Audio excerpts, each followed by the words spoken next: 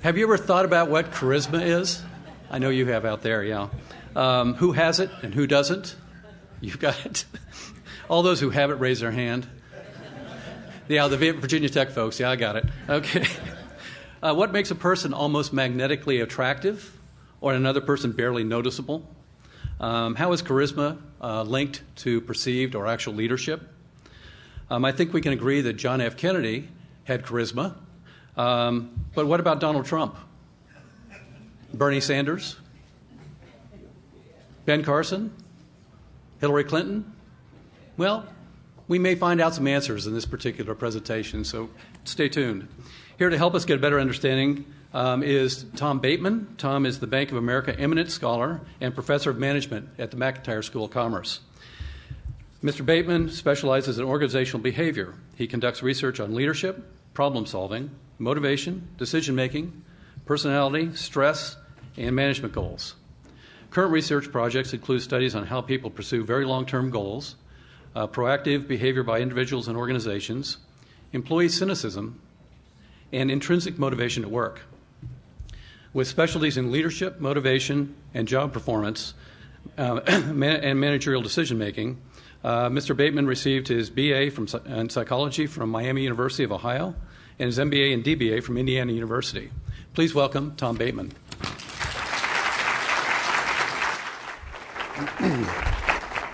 Thank you, Tom. Thank you, Althea. Thanks, everybody. Very cool to see you all here. And I met some of you before we started. That's been a pleasure. Looking forward to talking with you all.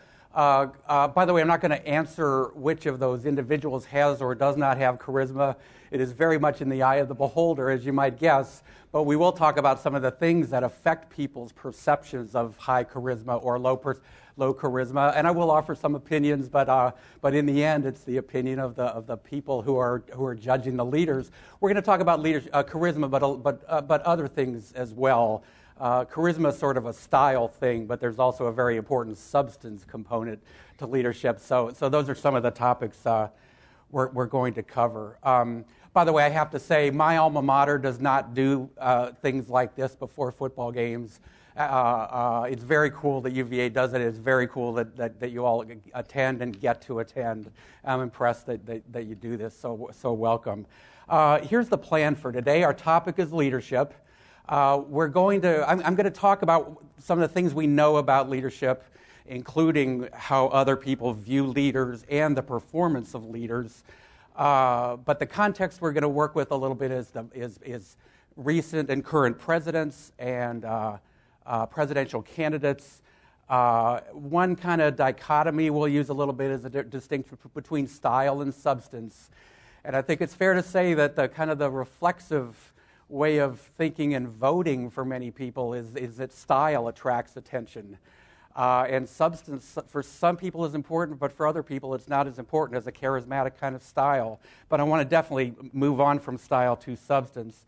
And a couple of times I'm going to ask you to talk to your neighbors and share your own thoughts about whatever presidential candidates you might want to talk about. We're going to focus on leadership as a topic, and we're going to use a few individuals, whoever you might want to think and talk about, to consider their approaches to leadership. But this is not going to be about politics or particular issues. I'm not a political scientist. I like to think I'm an informed citizen interested in presidential leadership. I know more about leadership, if I might say that, than I do about politics. But that's the context we're going to work with. And on the topic of politics, you know, all of our opinions are about equal, but I hope I can offer some additional perspective on the politicians who are running for office. Check out this bullet point. That means we can actually discuss this topic without arguing about this topic. Probably you all know, so often a discussion about certain candidates pretty quickly moves into a debate and then into a heated argument. Maybe you last 5 minutes before it gets ugly, but maybe you don't last 5 minutes before it gets ugly. If we think and talk more in terms of leadership approaches than about issues, we can have a pretty apolitical, but I think useful conversation. I hardly ever use exclamation marks, by the way, but I'm hoping we can be proud of ourselves. At the end of today, we can say we met at a more than the score, and we talked about political stuff without getting mad at each other. And by the way, too, I would kind of request, I imagine a lot of you kind of know who you're going to be voting for or have a pretty good idea. Others of you probably are not sure. How about I have a request that you pretend like you don't know who you're going to vote for? You've got some familiarity with all these candidates. Let's see if the substance that we provide today might change some perspective. I'm not going to try to talk anybody into something or out of something in particular, but how about trying to keep an open mind, pretend like you're just starting to pay attention, and think about the candidates who you know in the kinds of terms that we're going to talk about. These are the three substantive components we're going to touch on. Charisma, I put in quotes. Charisma does seem to be what people want in their leaders, but that's a very different thing from what, bottom line, we really need in our leadership, in our leaders, which is sheer competence. And the other part of this little equation is character, ethics, integrity. Conveniently, each of them starts with C, which is a cheesy thing for an academic to do, the 3 C's of leadership. But if you think about it for a moment, that short list covers a lot of territory. And those are the 3 things we're going to use to consider the presidential candidates, okay? In talking about charisma, and I'm going to work through one double column slide to talk about charisma and then give you all a chance to talk a little bit. I put charisma in quotes because people do think it's a magical, mystical thing that very few people were lucky enough to be born with, that it's a genetic thing. And when I think of charismatic leaders, I can think of 1 or 2 people who were class presidents starting in the 2nd grade, and they ran for everything ever since, and they won everything ever since. And I wasn't one of those lucky ones, unfortunately, for me and the other 99.8%. The fact is, a lot of research has been done on charisma, and we've learned a lot about what it is that people do, that other people see, and reach conclusions that somebody is charismatic or somebody is not charismatic. And the good news is, these are behaviors that everybody in the room, anybody who decides to, can exhibit. You don't need to be born with a lucky gene. You can know what confers charisma and ask yourself, do I do that in my leadership? And the fact is, I can do more of these things if I decide to.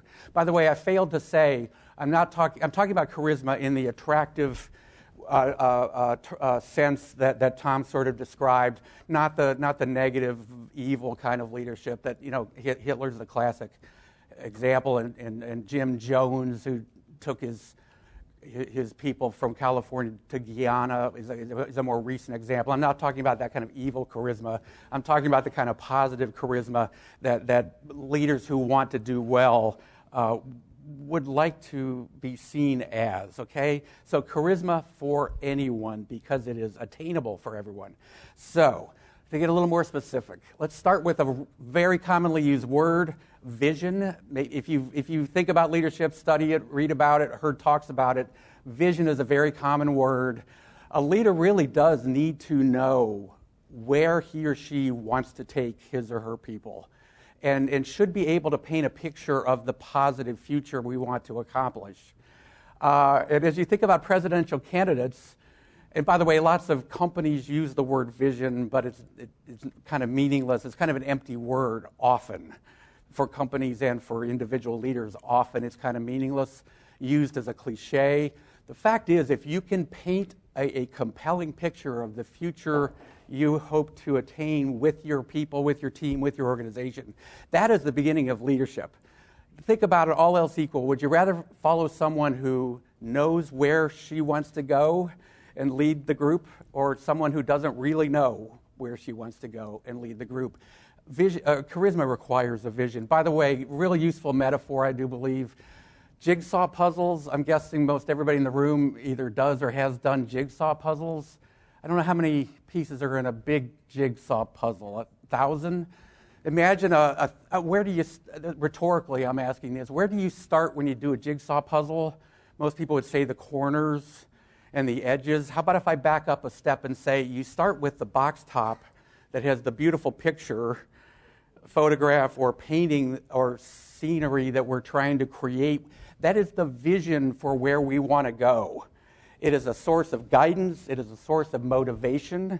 A leader can paint the picture of where he or she wants to go.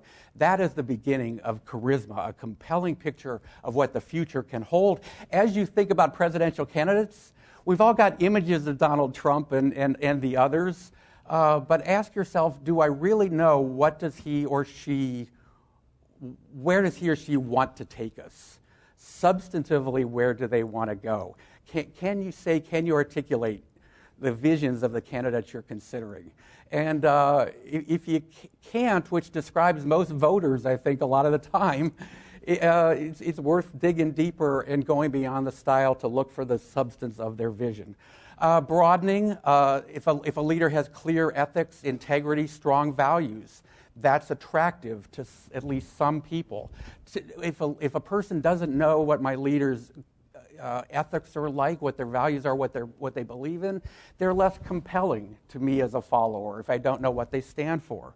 By the way, this can be taken to an extreme. Ideologies in politics, for instance, could be considered ethics, but to stick too firmly to a single ideology and never stray from it in the face of practical realities, that can be too extreme in terms of clear values in a way that can hinder a leader in the long run. So it's worth thinking about what values are non-negotiable.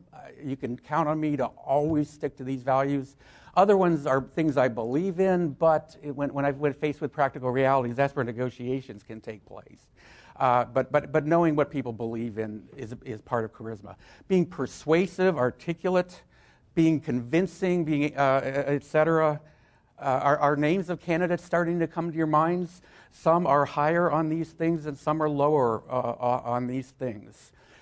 To appear confident, to show self-confidence, is to confer charisma. To look unconfident, if that's the word, is to have less charisma. We'd rather follow someone who appears self-confident than one who does not appear self-confident or appears to doubt him or herself. Donald Trump was the first name mentioned. I think he's pretty high on self-confidence. If anybody wants to disagree, I'm happy to talk. But that's part of attraction compared to low self-confidence. More than that, showing confidence in my people. It is not all about me, but we are good. We've got a lot of talent on this team. We've got great strengths in this organization or this country. Donald Trump not only talks about his own self-confidence, but how America can be great again. And implicitly, at least, it's not all about me, it's about the people of our country. Related to this is to focus on success and be confident and optimistic we are going to achieve, as opposed to being pessimistic and doubtful and talking about the problems and only talking about the problems. The negative stuff is not charismatic. The positive stuff is charismatic. Can I see a show of hands? I don't usually ask people to raise hands, but how many people recognize the name Wallenda? Yeah, pretty good. Carl Wallenda, the patriarch of the great circus family. He was one of the original famous tightrope walkers. Trained his kids and his grandkids and nieces and nephews, et cetera, to become the Flying Wallenda's trapeze family. I always aspired to be in that family. But Carl Wallenda never stopped doing the high wire thing. He died, maybe some of you know how he died. It was in 1983. He died falling off the high wire downtown San Juan, Puerto Rico. He was 73 years old. He was still doing the high wire thing up to then, and he fell to his death. Big crowd, press, and so forth. There's a writer on leadership who calls it the Wallenda factor in leadership. His widow actually said to the media, you know what, I'm not surprised today was the day that he fell and died. She's devastated, of course, but also not surprised. And they asked her why not, and she said, this is the first time he doubted that he would make it all the way to the other side. He's always been a self-confident man, and he was sort of confident this time, but there were kernels of doubt, I could see them like I've never seen before. And it gave me a bad feeling for this, and as devastated as I am, it's logical to me that this is the one. So it's sort of a sad story, but he died doing what he loved, I suppose. But the Wallenda factor in leadership refers to believing that one way or another we will prevail. And by the way, again, it's not just about me, it's we will prevail, including my team, who has helped me set up the rigging and get me to the other side. I'm not talking about naive optimism. I'm talking about realistic optimism. I know the challenges, I know the obstacles out there, but one way or another, I've got what it takes, but I can't do it alone. We together have what it takes to reach the other side, so to speak. Passion confers charisma as opposed to low passion. Mixing things up a bit confers excitement as opposed to steady keel all the time. Paying attention to people as people, individuals as individuals, eyeball to eyeball. MBWA is an acronym that some of you might know, stands for Managing by Walking Around. Being out and about with the people, so to speak, as opposed to being in the fancy ivory tower above the people. This is managing by walking around, confers charisma. And finally, I'll add extraordinary behavior. To be unique captures attention, right? Think about it. Are any of these things genetic? Not much. Most, if not all of these things, are things a person could decide. You know, I could stand to try more of that in my approach to leadership, and these things have positive effects. All right, may I ask you to take 2 minutes, turn to your neighbors, and if you haven't, well, maybe you have already, just share whatever thoughts you want to share about what names of presidential candidates come to your mind, and your comments about them in these terms regarding charisma, okay? Make a little noise in the room if you would. Okay, thank you. If I can jump back in, that's just to get the ball rolling.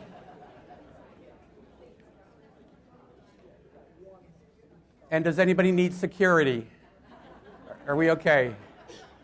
All right, really, just to get the ball rolling, two things. At the end, we'll have time for Q&A. For efficiency, we're going to need to keep going. I will share a couple of quick comments. I've gotten a couple of comments already, but then we're going to move on, and then later we'll have a broader Q&A. One is that Jeb Bush was mentioned as being, by most accounts, a very capable, competent person, but how about the passion dimension? It's hurting him greatly, right? And the ones who are doing well in the early stages, you can disagree if you want, but passion has separated a number of the candidates right now. The other thing is not really about presidential candidates, but I do have some family in the audience, and they've reprimanded me already for wishing I was in the Wallenda family. And now I'm all shook up. So that's some stuff on charisma. I hope stuff helped you think about the candidates, but also personally useful for your own interests or application, perhaps. Okay, moving on for now for charisma, and again, Q&A later. But on to the next topic. I've got a personal story about me, not as a leader, but as a follower, and I can make this story last about an hour and a half.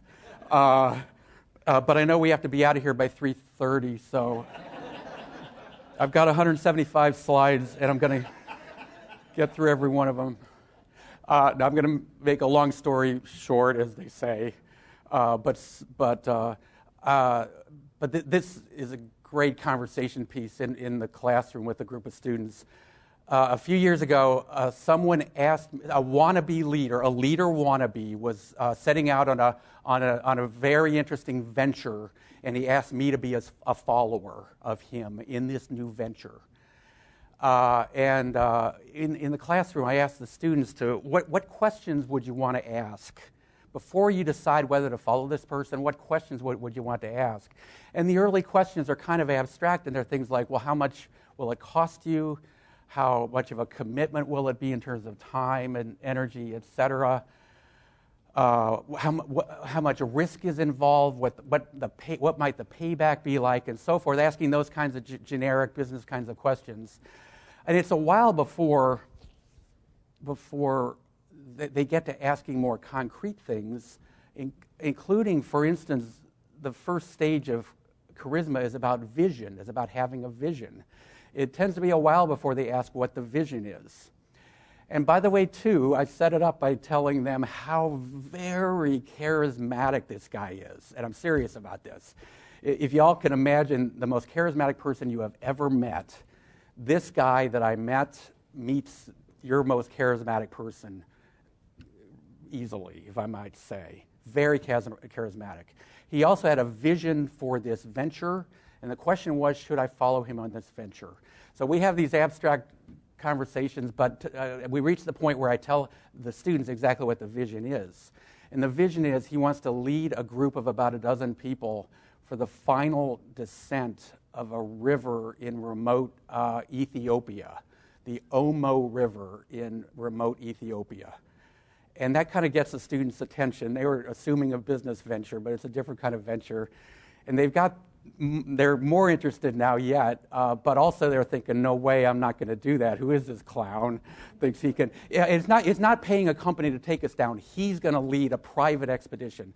And we can spend a lot of time talking about the risks, the crocs, the hippos, snakes, etc. One of the worst malaria places in the world. Whitewater, what they call Class 5, the most dangerous whitewater trip you can go on. No chance of evacuation. The first several days are in the mountains, and a helicopter will not go in and evacuate a private expedition if somebody's got a broken leg or something. Tribes, some friendly, some unfriendly, bandits, the list goes on. And did I mention the worst malaria region in the world? Well, they're all thinking, by now it's no way am I going to go and follow that clown. And now the punchline is, well, what if I told you that I've always wanted to go to Africa, and I'm not a hardcore outdoor guy, but I kind of am intrigued by this idea. Yeah, but seriously, don't go. Well, how about if I told you that this guy, and by the way, we had talked for 10 minutes before he invited me to go. So they're still thinking, no way, don't be ridiculous. Well, what if I told you that this man led a famous expedition summiting Mount Everest that included the first ever blind climber to summit Mount Everest? Some of you might know that a few years ago, a blind climber summited Everest. He's got books and movies and things like that. This man I met was the leader of that expedition. So this guy is pretty awesome. But that's, for some, they're starting to maybe under this guy would. The final punchline is he and one other guy did the first ever complete descent of the Nile River from source to sea, 3,000 miles, 4 months. He was in a one-man rowboat, and the other person was in a one-person kayak. Crocs, hippos, bandits, tribes, whitewater, et cetera, et cetera. This guy is a world-class whitewater adventurer. Now how about it? Well, I decided to go. And it was awesome, and it was life-changing. And again, I could go on for an hour about this. But the bottom line is this. Why did I go? Had nothing to do with the guy's charisma. And again, I'm serious. Amazingly charismatic. What did it have to do with? Sheer competence. Sheer competence. This guy, there's none better. If I'm going to do something cool in Africa, what better guy to go with than this amazingly competent expedition leader? So my wife said, well, the first thing she said is your insurance paid up, right? But she said it's a once-in-a-lifetime opportunity. You always have wanted to go, this is the guy. So I went. It was life-changing. There were more lessons involved. But let me now add this. I didn't know this guy at all when I met him. And, well, when I first saw him, for some reason, I had a quick reaction that was not impressed. Only later did I learn these amazing things about him, and now he's about the most charismatic person I've ever met. Now that I know, for one thing, how awesome he is. So I'm going to add one more thing that's going to add to charisma. once a person has achieved and accomplished things, and especially when they attain some fame and notoriety for it, that's going to add to their charisma. Now, when he walks into a room of people who know his accomplishments, the whole room pays attention. That's charisma. So the topic now is we move on from charisma, which is mostly style, to sheer competence. And it's a little bit stuck. But a few words about sheer competence. My broad point is competence, the way I view competence in leadership, it's very much about how the leader solves problems, how the leader makes decisions, the extent to which a leader spots opportunities and figures out how to seize those opportunities. And by the way, the difficult challenge, it's not a one-person thing, a one-man or a one-woman thing. It's a team thing, putting all brains into it to make the best possible decisions. What problems do you go after? What opportunities do you go after or miss? Which ones do you ignore? Which ones do you tackle? And then how good are you at it? I'll just flash this briefly to say that when I go into more detail in my classes talking about problem solving as the core of effective leadership, there is this model about how to think through complex problems. And some of you are engineers, I know, based on earlier conversations. My understanding is this comes out of systems engineering is where it became most famous. But this is in every basic management textbook for managers of any sort. Great leadership, to a large degree, is how good are you at spotting the problems and solving them, spotting the opportunities and capturing them with your team to success. Right? That's great leadership. Are we okay? Yeah, thanks. And I'll just summarize this briefly before moving on by saying that when I introduce this in my large lecture leadership class, this topic, we use a case, a Harvard Business School case called Launching the War on Terrorism, which begins on 9/11. Not to go all serious on a football weekend on you, but for a minute. The case begins on 9/11. Remember where President Bush was when he got the word about the attacks? He's reading to the school children, and Chief of Staff Andrew Card walks out on the stage and whispers in his ear that America is under attack. And the rest of the case is about the next week and a half as President Bush and his cabinet gather and talk about what to do. And you can only imagine not only the complexities, but the stresses and so forth of being charged with the responsibility of doing something in the wake of under such crisis conditions. And I want to tell you, based on many journalistic accounts of what went on in that early decision-making, that was a phenomenal example of, without even knowing it, they didn't have this on the blackboard, whiteboard flip chart, but they did all these things to great effect, culminating in the decision to go into Afghanistan after Al-Qaeda in the Taliban territory.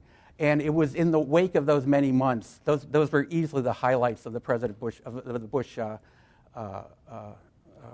administration. Just a phenomenal positive example of effective problem solving with the team. Now, to turn from the positive example to the negative, we then fast forward to the Iraq War a few years after the Afghanistan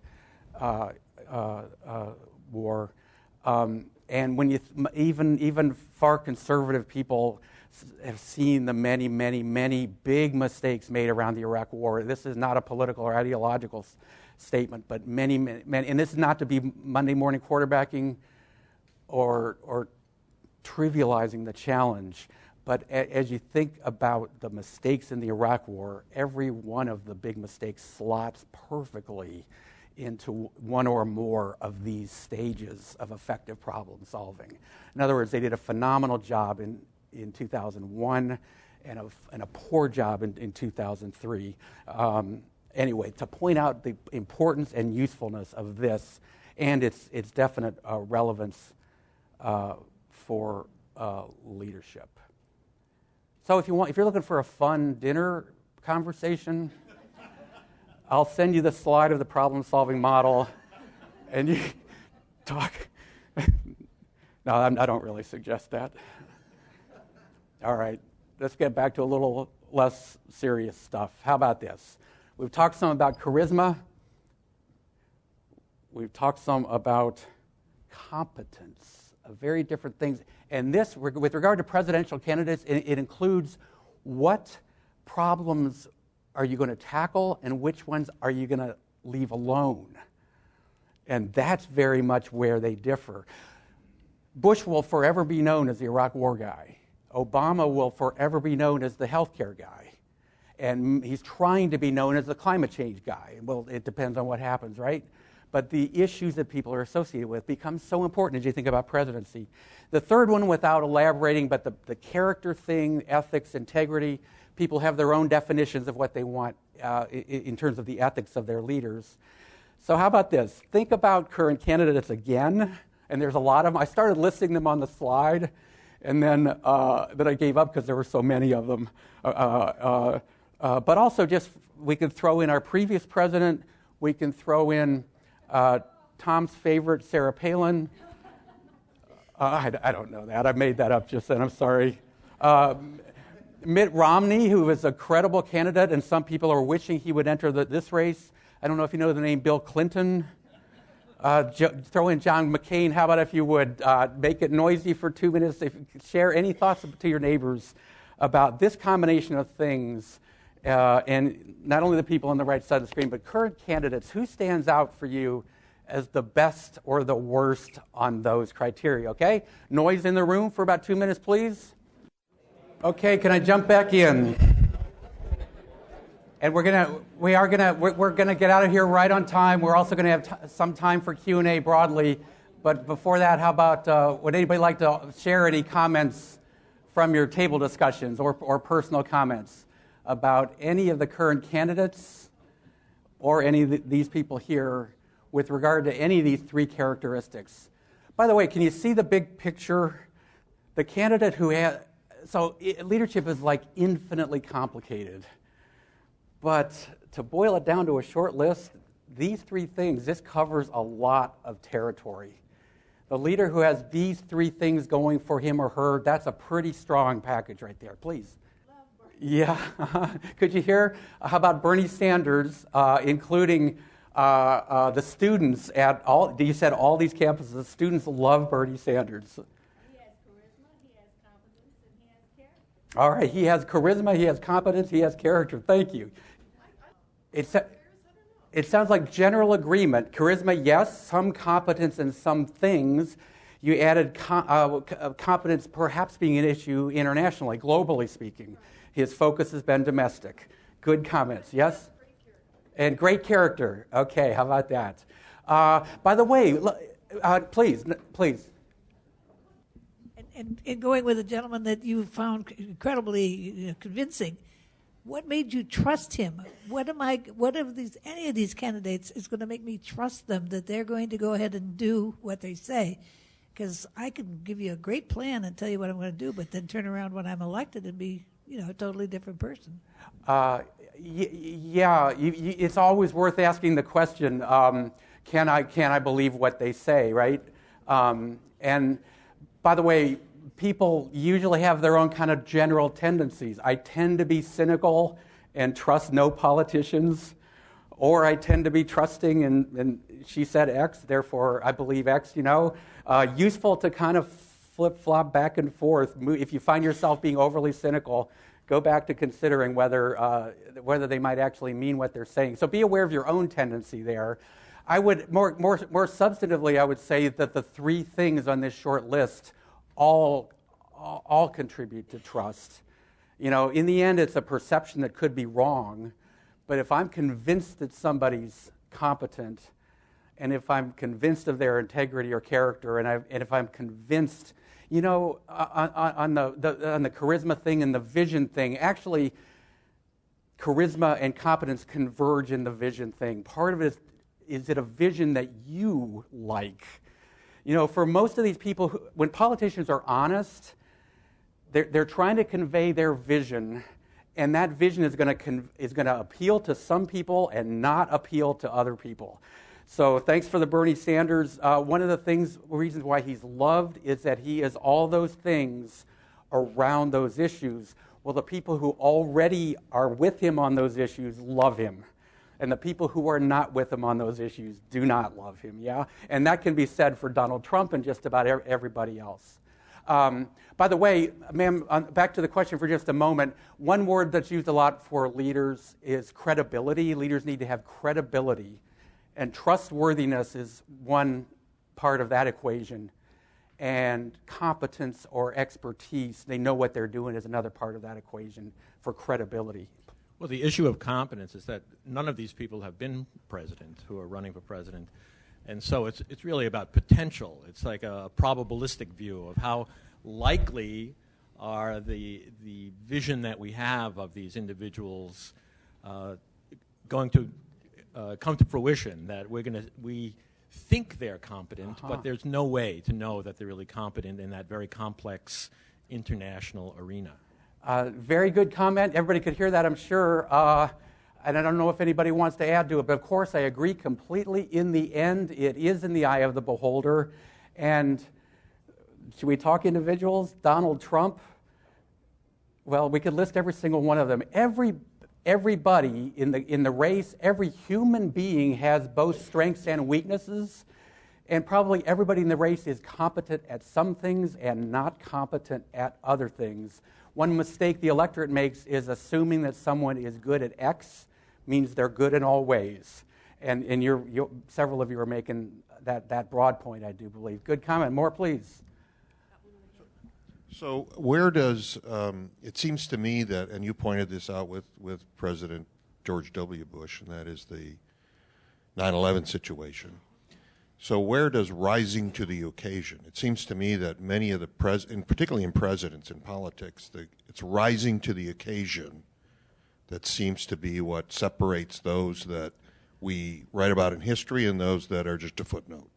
Great question, topic, as well as example. Yeah, I mean, there's no research or data on this. I suspect most people would call that part of the character element. And yes, when people speak positively about George W. Bush, there's often a character element to it, especially in the wake of 9/11. And by the way, rising to the occasion can mean many things, but one way he rose to the occasion, not only his decision-making process with his team, but attending to the emotional needs of the American people and be aware of who the enemy is and who the enemy is not. He rose to the occasion in terms of attending to some emotional needs as well as the task at hand. But the other presidents have done, Truman, I mean, we can name many of them that many people might not thought of very highly of, but when it was time to show up, they did. Right.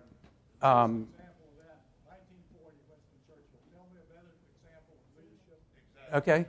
Yeah. And thank you for a perfect example. Yeah, so many people say, first off, when there's trouble, they say, is where a charismatic leader is most needed and more likely to appear or arise. People are looking for somebody to step up, as they say. Of course, that's a great example. And I suspect, again, in that particular case, competence is a big part of him, but so is the character to stand up. And many people thought he was a character, and that's a fact. That's more than opinion, that's a fact. But this cycles back to oftentimes we never know until the gauntlet is thrown, yeah? One of the challenges is if you use all three of those criteria, many of the monsters of the world, like Hitler, they had charisma, competence, character to the German people prior to World War II. Mm-hmm. And the problem is, if you use those criteria, you really have to step back and say, what is their policy, what is their true vision in detail, where are they actually going to take us. Don't listen to hope and change, two words. Get a detail of, okay, what do you mean by hope and change? What direction are you going to take us? Mm-hmm. So we have to be very careful of applying those kind of criteria to leadership. We have to know where they're going to take us and really force them to explain in detail where they're going to take us. And you know that, I don't think anybody would disagree with that. And it's kind of why I said at the beginning, I'm not talking about the Hitlers of the world, but the three things can be applied in discussion, right? And the character shows, if we really know what they want to do, the ethics and the character shows. You're making a huge point about politics and democracies. Oftentimes people vote on charisma bases and can't even say what their substance is, or the substance of their vision, as you're pointing out. That is so important. It's worth making that extra effort. The sorry thing is, the more specific a politician gets, right, you know where this is going, the more likely we are to punish that politician for being honest. And hence, back to the question about what do we believe and what do we not believe. And I don't say that in a totally cynical way, but yes, the more we can figure it out, the better. I think with charisma, you can look at all these past presidents and see that they were either awesome in one-on-one or they were great in huge public audiences. But with a good president, they kind of need to have both, because they need to be able to, in a huge room like this, be able to command attention, but also in even one-on-one be able to talk. I agree 100%. Again, I'm loving the comments and questions. So, not to overplay this, but my friend who led the Nile expedition, this is totally on your point, despised George W. Bush's politics. But President Bush invited my friend and the blind climber to the White House on the anniversary of the Americans with Disabilities Act. He invited the blind climber and the other man that I know. My friend not only despises his politics, but my friend was in the oil and gas business, by the way, and thought he was a very poor oil and gas businessman. But within 15 minutes, he loved President Bush. He said he was fantastic in a small setting, and it was supposed to be a 15-minute meeting, and it turned into a 45-minute meeting. It was a one-on-one thing. By the way, should I say, I like a lot of the things that President Obama has done, but one of the things why he is disliked, especially on Capitol Hill, he can be very charismatic when he's giving one of his great speeches to a crowd. He is not so good one-on-one or small groups of congresspeople. Good in one setting, but not in the other. To be good in both is a fantastic thing. And by the way, most, if not all, these points pertain to every profession, politics aside, pertain broadly. A good point again. Okay, thanks.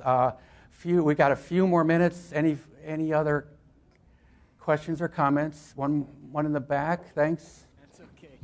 The one thing I haven't heard discussed this morning is the ability to get others to work together. And I think back to when Obama was elected, McConnell came out and said he's going to be a one-term president. And the GOP has done everything they can to make that happen, and it didn't. I think that's the biggest failure of his presidency, is his inability to get Congress to work with him. And, of course, they were already set to not work with him, so it made it easier. But you go back to somebody like LBJ, who was brilliant at getting people in Congress to work with him. And I've seen, that one famous picture of him leaning over, I can't remember who the senator was, but basically saying, you will do this, and makes it happen. Can you talk a little bit about this whole part of charisma that has to do with other people being willing to work with you? Another good comment, good point, good topic. Yes, LBJ apparently was the master of it all. That's an element for presidents. That's an element of competence. It's one thing to have run the various successes that the various candidates have had. It's another thing to be effective on Capitol Hill, and LBJ was the master of that. I love what you said about it is a two-way street. You know what we hardly ever talk about is followership and what it means to be a good follower, right? It is a two-way street to make these things happen.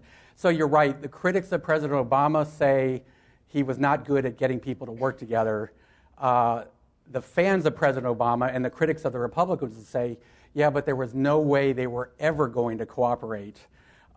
It was a stalemate from the beginning, including, as you said, Mitch McConnell announced that to the world, right? So was it ever going to work? Well, maybe an LBJ could have made it work. LBJ, by the way, was not only charming in a personality kind of way, but he knew how to reward and punish people. And one thing they say about Obama is he's cool and calm and collected, but he does not punish the way an LBJ did. The more positive spin on getting people to work together, of course, is goals that go beyond the common politician interest of getting reelected. Can you place your country above reelection or above your party, okay? By the way, any one of these topics, you can enter some key words and get online and you'll find articles about them, anything you want to pursue more deeply. If I can use that as a prompt to go to the last slide about some broad comments about assessing leadership, we've sort of distinguished between style and substance, and I think that came out in your comments and discussion. A useful question for thinking about the presidency is whom the electorate wants the president to be president of. At one level, the president is leader of his or her administration. That's a Karl Rove kind of an outlook. More broadly than the administration is to be leader of his entire party. More broadly than that is to be a leader of the nation. And it's worth sorting out leader of the people, where George W. Bush did a great job in the wake of 9/11. The other side of it is commander-in-chief of the military. So the competence thing can be parsed with every and any one of these topics. And then more broadly, leader of the world. As you have conversations with people, and if you think about it, you'll realize that a lot of people are sort of focused on one of these domains. And that might be the big picture of where to start in thinking about who fits for you most. And then I love the comment about the more you can figure out about the vision, the better you'll know what you're voting for. Can I say finally, back to the river guy. When I tell it becomes a shaggy dog story when I tell my students about it. But there's always some smart aleck in class who says to me, "Why in the world would he want you to go?"